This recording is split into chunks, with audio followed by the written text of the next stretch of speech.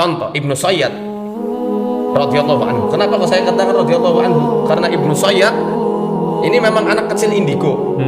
Dia anak keturunan Yahudi Madinah. Tapi ketika dia dewasa dia masuk Islam. Dan dia punya anak namanya Umarah, dan Umarah ini gurunya Imam Malik rahimahullah taala. Umarah bin Safi bin Sayyad. Umarah ini ulama terkenal di Madinah. Nah, si Ibnu Sayyad, Safi Ibnu Sayyad, ketika dia masa remajanya itu, sebelum dia masuk Islam, dia pernah ditanyakan sama Nabi Shallallahu Alaihi Wasallam, taruh apa yang kamu? Aduh itu artinya asap. Beliau sembunyikan arti kata beliau pengen ya, karena saat itu kan terkenal bahwasanya Safi Ibnu Sayyad ini bisa membaca apa yang disembunyikan di hati manusia. Sedangkan itu termasuk hal gaib. Ya, yang mengetahui isi hati manusia hanya Allah Ta'ala. Nah ini kok katanya Safi bin Sayyad bisa melihat. Akhirnya dites langsung sama Nabi. Saat itu bahkan dijelaskan dalam kitab Fathul Bari, beliau menulis ayat 10 dalam surat Ad-Dukhan, fartaqib yauma ta'tis sama'u bidukhanin mubin. Ya, beliau tulis di tangan beliau sembunyikan, dan beliau juga sudah siap-siap mengucapkan ayat tersebut. Jadi tatkala bertemu sama Ibnu Sayyad, ya, kemudian Ibnu Sayyad hanya bisa mengucapkan duh. Ini saya bawa kitabnya, ini dalam tafsir Qur'anil Azim cetakan Darut Thaibah jilid 6 sampai jilid 7 halaman 248. Ini. Wa Ibnu Sayyadin kasaf ala tariqatil kuhani bilisanil jan.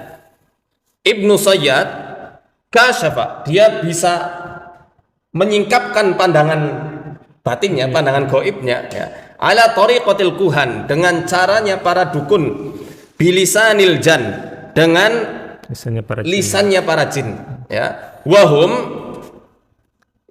yuqartimunal ibarata.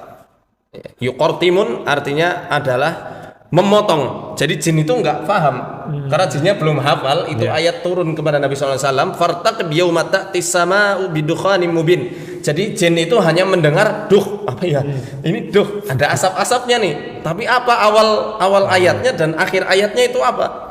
Akhirnya jin itu hanya mengabarkan kepada Ibnu Sayyad duh, padahal Ad-Dukhan ya, potongan dari surat Ad-Dukhan, potongan ayat dalam surat Ad-Dukhan. Jadi yuqartimun artinya adalah memotong ayat, memotong kabar di bagian akhirnya, yang harusnya dukhon jadi duh, itu artinya yuqartimun ya. Walihada qol, maka dari itu Ibnu Sayyad berkata, huwa duh, yang ada di hatimu wahai Muhammad adalah ad-duh, asap, yakni ad-dukhan. Fa indaha arafa Rasulullah sallallahu alaihi wasallam madatahu wa annaha syaitaniyah. Dan tatkala itu beliau Rasul sallallahu alaihi wasallam langsung mengetahui bahwasanya kemampuannya Ibnu Sayyad itu adalah kemampuan setan. Sehingga Nabi sallallahu alaihi wasallam langsung berucap, ikhsa falan ta'du qadrak.